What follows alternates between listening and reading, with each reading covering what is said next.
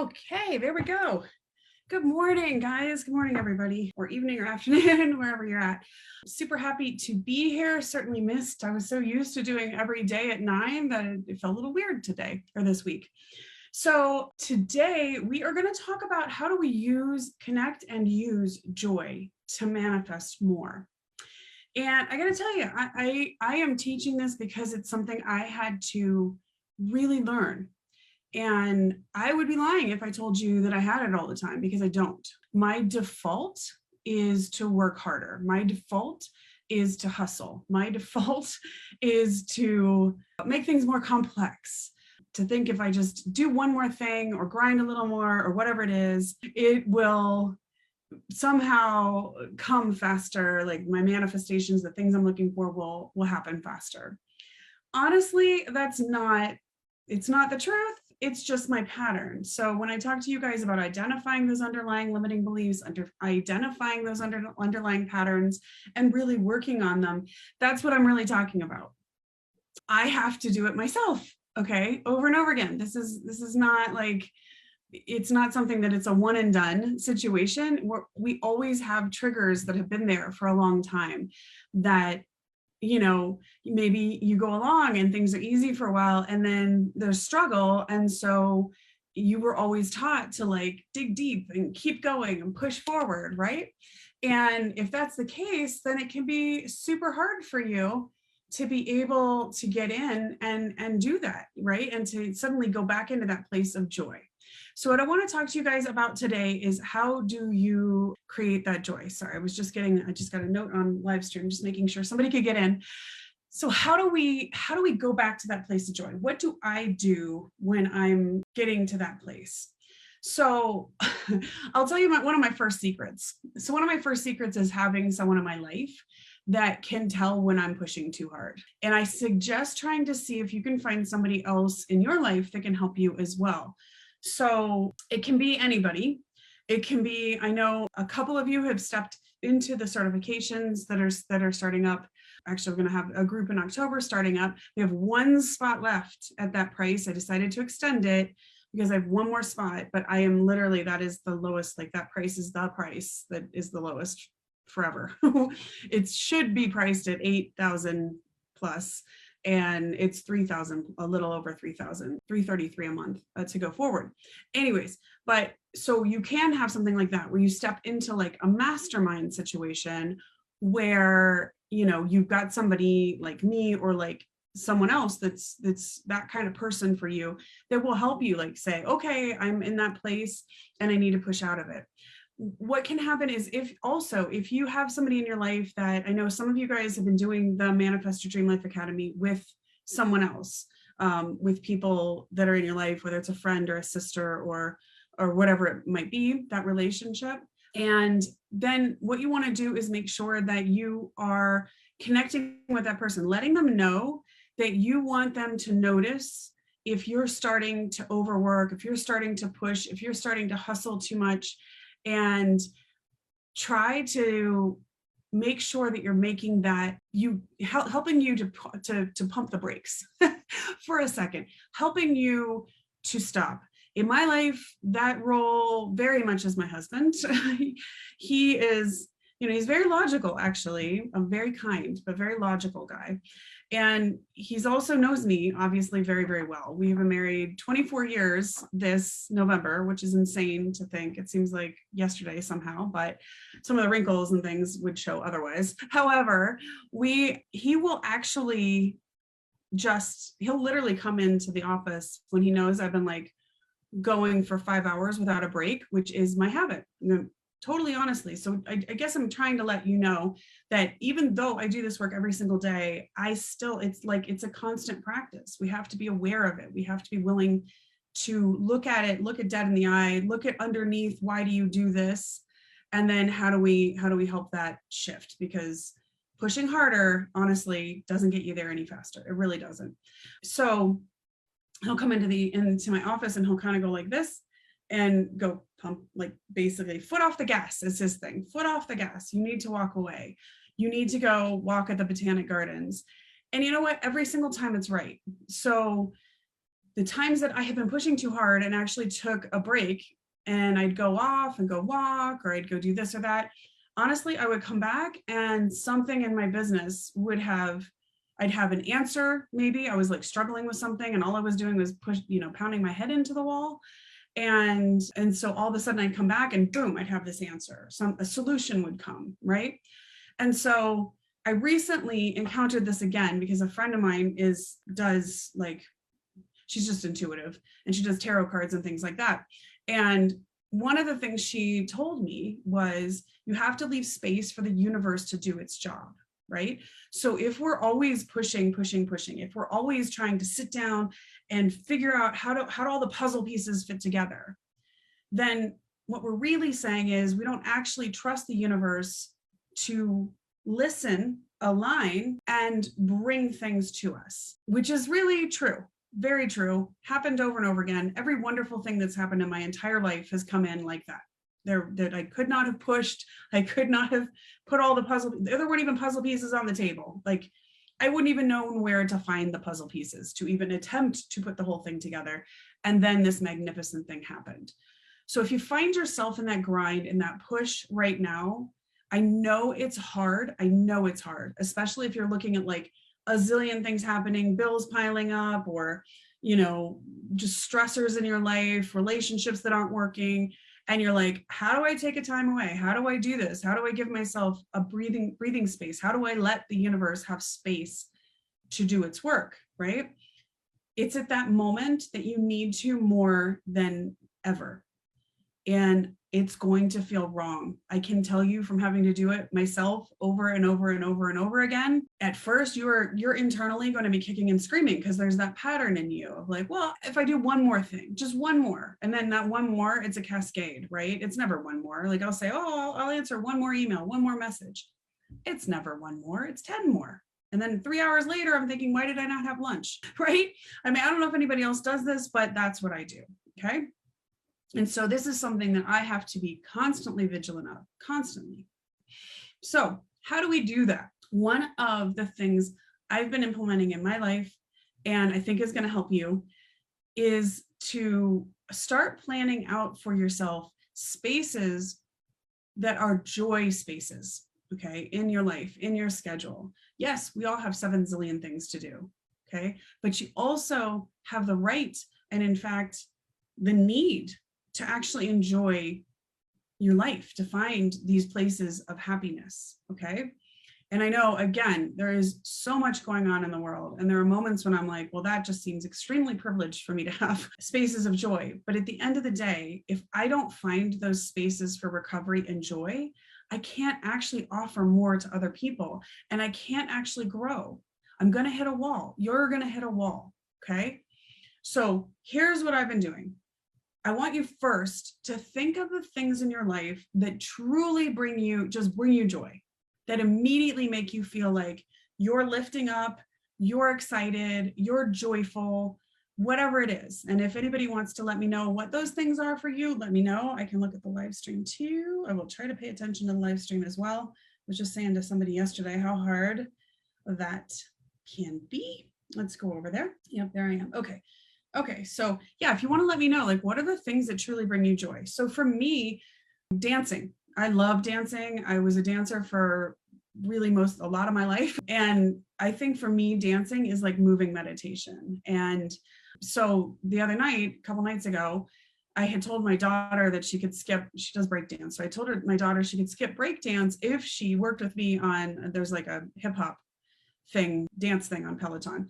Anyway, so I was like, if you do a hip hop routine with me, then you can skip breakdance for tonight and let's just have fun and do this together. And it was honestly, I think I slept better that night, honestly. And she and I were just giggling and having so much fun and doing this hip hop routine together, right?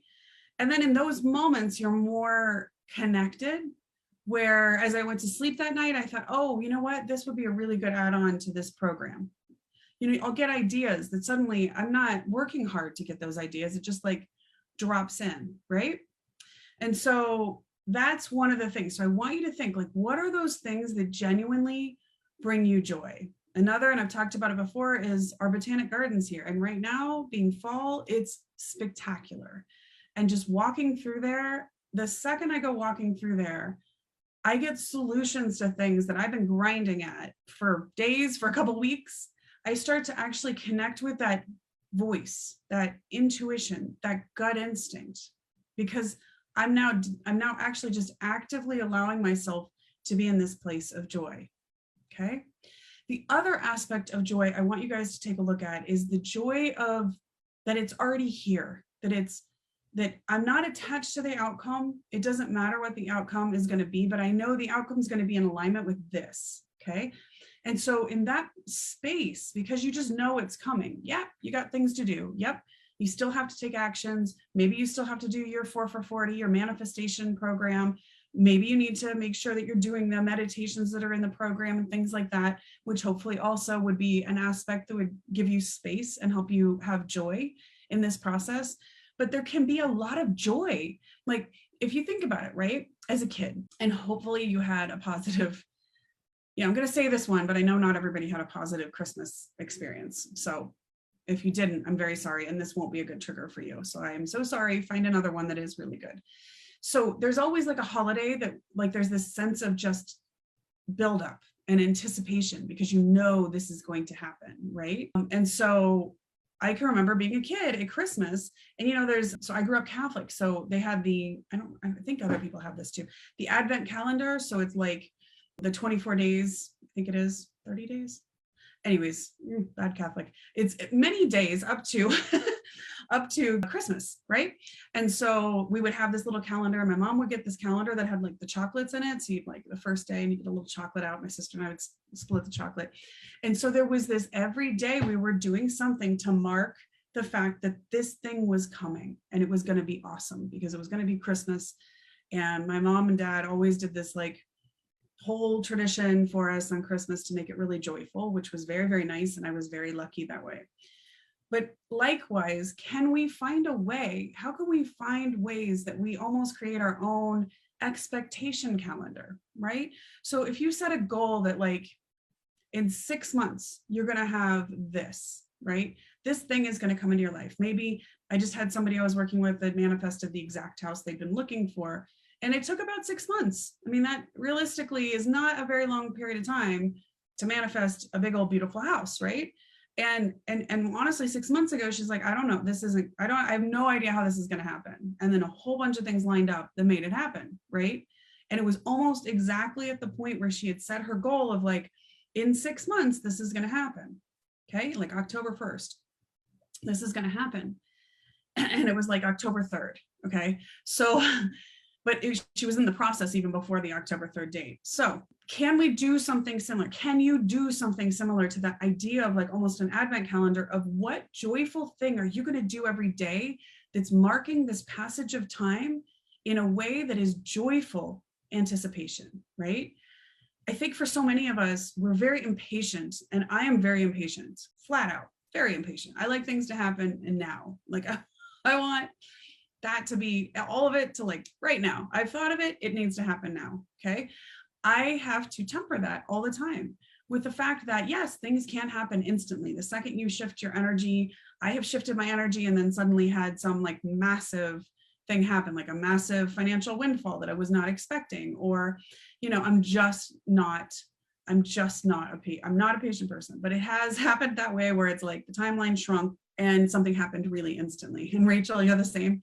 Yeah, it's very hard. I think depending on your personality, I think if you're sort of a personality of, I always say that I advocate sort of hyper self-responsibility. And what that means is that no matter what's going on in my life, I sit down and go, okay, where are the aspects that I can control or shift? What about what's going on? Is there an underlying belief that I can shift that will start to shift this whole dynamic, right? So I always look at things, even when they happen to me, as sort of happening with me in some way. I know that it's just, getting into that mental state of constantly being like, well, this isn't exactly the outcome I wanted, or this isn't exactly how I wanted this thing to happen or go. So now let me take a look at it. What was happening there? And I find my impatience is oftentimes right down there at the bottom of some of those roots. Okay. So what I want you to do is, can we find a way for you to have like this joyful experience every day that is, how could you express joyful expectation, right? So you could like make a calendar like that. And on that calendar, one of the things I want you to do is every day actually schedule something that is this joyful anticipation. I have another client I've been working with, and she just, I think I mentioned her before, but she had really never taken the time, she hadn't had a lot of space to offer herself treats or pleasure or something that was actually like for her, right? So now we've got her every day going out and looking for little treats. So she'll, like every single day, it's scheduled on her schedule of like, how am I treating myself today? Like, what's the little thing I'm going to do?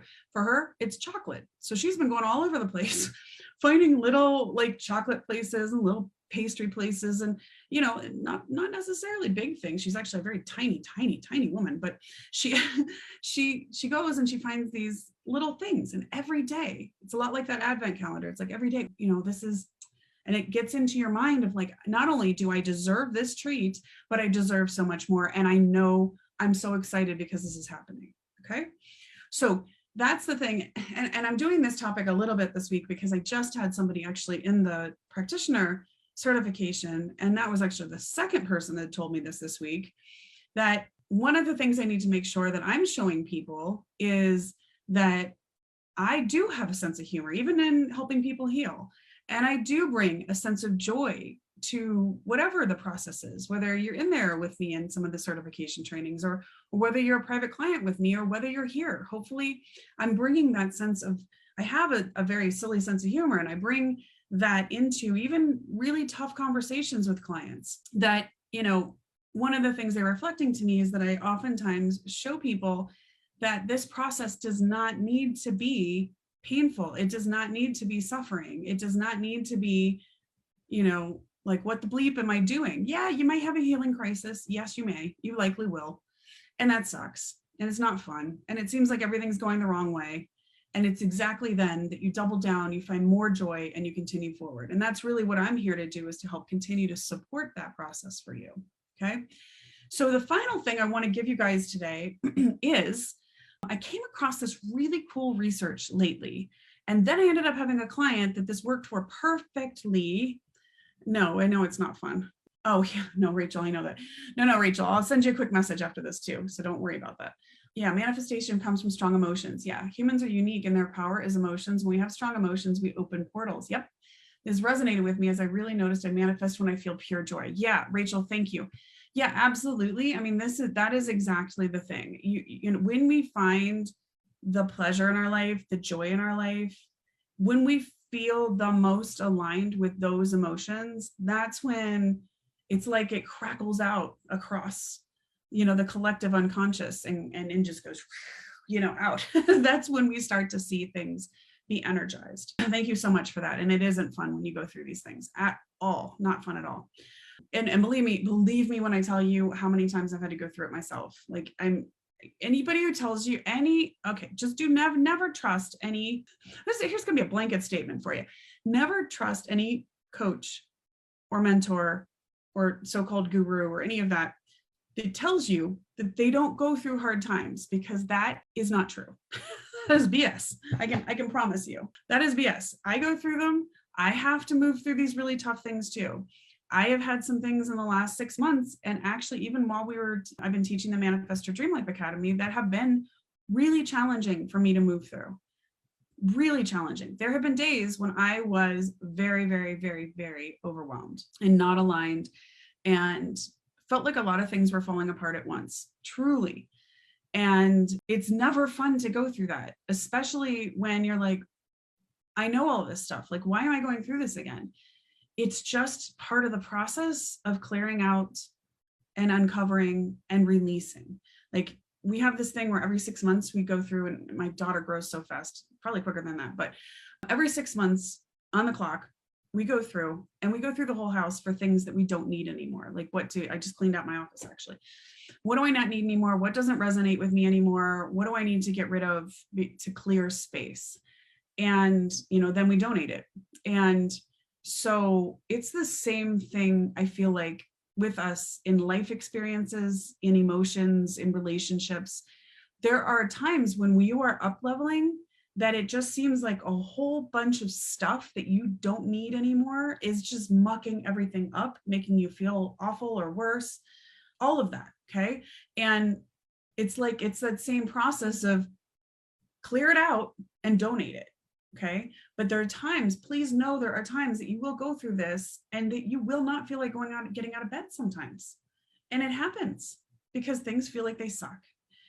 And then you go back to these processes that I'm giving you. And then you go out and you go do something that is truly joyful for you, that is restorative, that is a treat for you. Okay. Even if it's just taking a walk around the block to get some fresh air. And suddenly things start to realign and feel better. Okay. We can either get stuck in the muck and stay there, or we can acknowledge those emotions. Don't push them down. Okay. When I feel crappy, I feel crappy. And I'm a very optimistic person. But there were moments in the last 6 months that I've had moments where I kind of was feeling like my optimism was taking a beating. And I have had to honestly realign, reach out for help and support to help me realign and see where were the things that were going on that were not working properly for me and where were my patterns. And sometimes, I have a coach that for myself that she can see from outside of me. We all need someone outside of you. Like even all the knowledge I have, even all the stuff I do, it's sometimes really helpful to just have somebody outside of you that reflects it back to you. Okay. So that's what I mean from the beginning of making sure that you have somebody who's there that can help you to go, okay, even as a weekly touchstone, which right now this is a weekly touchstone for you, that right here, the group is a touchstone for you where you can post. But anyways, so the final thing is, and this is something I just came across in the last week and I'm kind of in love with, and I just used it the other day with a client and it totally worked. And it's very empowering. And I started actually working on it for myself and it's very empowering. So what that is I came across, and I think it's called the alter ego effect. I will double check that because I came across it and by accident. I'm always, you guys, I am always researching new things and trying to understand more of discoveries in neuropsychology, neuroscience, etc. And somehow along the way, I found an article. I have a science notification on my phone for new things. And I came in and it's I think it's called the alter ego effect. I will double check. I will place it in the group.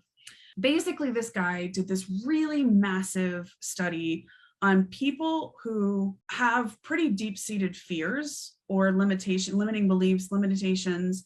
But what they do is create an alter ego, and then they go out and do whatever it is they're supposed to be doing as that alter ego. And an example of this that as soon as I read it, I thought, oh yeah, I somehow remember this from back in the day.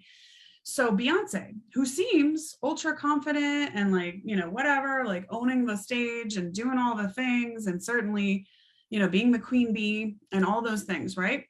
She had serious stage fright. She was sure every time she was going to go out on stage, when she was starting out, she was going to flop. It was going to suck. She was going to make a failure, a fool of herself, etc. So she created an alter ego she called Sasha Fierce. And she ended up performing as Sasha Fierce. She would Sasha Fierce. She created this whole character. For me, it's a lot like if you have been cast in a theatrical production and you inhabit that character. And we always say my daughter is a method actor because seriously, we've actually had to come up with a safe word to when she is in character, and we have to make sure she's actually in character and not actually, choking or something. She will just stay in character and she won't respond to us. So we actually have a word, which is burrito, that is the thing that gets her to, if we say burrito, she has to stop and come back to Fiona and say, oh, okay, no, I'm fine. I'm just this character and the character's choking. Okay. And we're going, okay, fine. Go back to your method acting. So it's that kind of stuff. I see it in my daughter. She is, whatever world she's in, she is inhabiting, and she has all the possibilities are there, right? In that moment. So here's my work for you for this weekend, and not even work. Here's my fun for you for this weekend is if you could be right this minute, a quantum leap into that person that you desire to be, what would that person look like? How could you make, what do they dress like? Like, I want you to imagine you're literally creating this character for yourself. What would their beliefs be? Maybe they wouldn't have had any childhood trauma that's holding them back. Maybe they wouldn't have had crap parents that told them they couldn't do anything. Maybe they wouldn't have had bullies or something like that, or whatever those things are for you, right? Maybe they wouldn't have had those things. And so they wouldn't have had those limitations, right? We all see people who seem to have some like they just don't, they don't seem to have any of the things that most people do. They have this like unshakable confidence in themselves from the start. So what would that unshakable, confident character of you look like that you could step into? Okay. And if you can step into that character, like I think of Christian Bale, he's like so famous for being a method actor. And like, I think he was, I can't remember, it was some movie, and he was like, I think he maybe had AIDS or it was something. And he was like, had to lose all this weight. And he walked around for months while doing this movie as this character. He never left the character. Like, he lost friends because he would never leave the character. Now, I'm not suggesting you do that, but I want you to find, like, who would that character be? What choices would they be making about what they're eating? What choices would they be making about the things they're consuming, whether it's the news, whether it's YouTube videos, whether it's what kinds of things would they be consuming? What decisions would they make?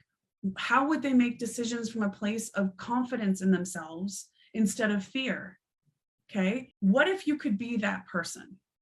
Just be that person and start playing every morning as like, I'm now whoever. I'm Sasha Fierce. I'm like, I guess Kobe Bryant had an alter ego as well. I cannot remember the name of it, but I guess he was very, very scared and worried about going out sometimes on the court and thinking he wasn't going to be good enough, which is, you know, he's obviously was very, very good. Anyways, I guess this book also has lots and lots more examples, and I will go look into it. But for now, think about how much easier life would be if you just became the person that you desire to be right now. So this becomes your alter ego. So there was a few years, I'll give you a really quick example. There was a few years ago that I was trying to work on a particular issue that was a trigger for me. I went and talked to a therapist because I was like, I handle everything in my life beautifully, but there was this one area in my life where I just didn't have the words to be able to navigate it properly. I literally just didn't have the words. Like I didn't know how to navigate it. Okay. And sometimes we will have those things, especially when something's been a very long-standing issue and we're trying to change a pattern. We just will have that kind of situation. And the therapist had suggested to me, well, what if you basically imagined that you kind of had this, she didn't call it an alter ego, but like someone there that was kind of like mentoring you and coaching you in that moment, kind of like helping you to be like, yeah, I can do this, right? And she's like, can you think about that? And I thought about it over the weekend, and I absolutely love Tina Fey. So I watch a lot of Tina Fey stuff.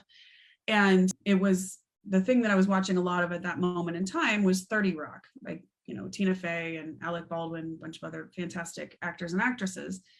A really sharp, really smart show, really funny. And so I decided that my guy sitting on my shoulder was going to be Tina Fey's boss, Jack, right?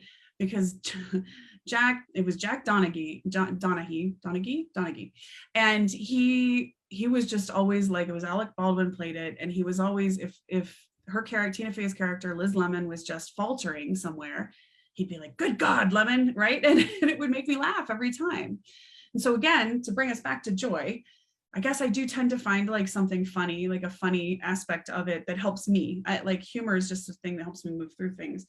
And so when I was encountering some things where I was needing to voice myself in this situation that oftentimes my voice had been shut down in, I would literally imagine him sitting on my shoulder and being like, good God, Tara. And it would kind of like, okay, what would he do? Like, what would he do? And I literally would start to like, what would Jack do? Like in this situation.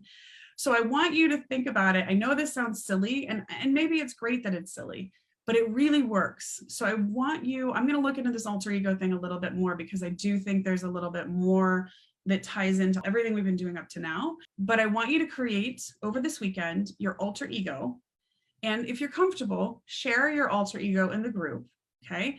And then you can start literally asking, what would blank, whatever this character's name is, do? So I want you to think that through and think about people in your life, maybe that could be models, or celebrities that could be models for this, and then create around that. For me, one of the people that I absolutely love is the singer Pink, because she is an empath. She is the kindest person, but she will also kick your ass. Like she doesn't care. She will stand up for herself. So for me, she is such an empowered empath. And I think that's a good one to go after as a general role model. Okay. So that's what I want you to do today, or this weekend, since we've got some time. Take some time, find the things that are going to bring you joy. Make sure that you sit down with your schedule and create some spaces where you're almost programming that like an advent calendar, that programming of that treat for yourself, that sense of joy for yourself. It can be dance, it can be chocolate, it can be anything else that makes you happy, listening to music, driving your car. I don't care, but it's a space of joy for yourself. Like coffee, my coffee in the morning, I love a good cup of coffee in the morning. And that for me, I really try to tune in to that being a joyful moment for me, where I'm like, oh yeah, I've got all this stuff. Okay. So I hope this is helpful for you. Please go forward today, find the joy. So we're going to find our joy, make space in our calendar for our joy. Imagine it almost like an advent calendar of expectation, right? So daily act of joy as expectation to this thing is happening and coming to me. And then finally, take a look and start creating a really fun alter ego for yourself that has already healed from maybe all the things you're trying to heal from, is already like 10 steps ahead of you. Because as I was just talking to another client about this week, like that kind of stuff is how we shorten the timeline from where we're at to where we're supposed to be and to what we want to manifest. Okay. Thank you guys for being here. Thanks for anybody in the live stream. I will answer questions here in just a second. Sending you love and peace and joy at all times. Please let me know again, how did this sit? And Rachel, thanks for letting me. I'm glad that this was awesome for you today. I needed it too. I realized that this is something that I've been having to work on all the time and be really aware of. And then, as I said, I've had it reflected to me multiple times this week that, I do bring a lot of joy into everything that I do, and humor. And I'm like, well, yeah. And I guess I never think about the fact that this doesn't have to be serious. Like it can be a joyful process, right? Sending you guys so much love and joy. And I can't wait to hear about your alter egos and the other things you plan out over the weekend. So please post in the group, let me know. I'm here to support, and I'll see you again. So next Friday for sure at 9 a.m. Okay. Bye everybody.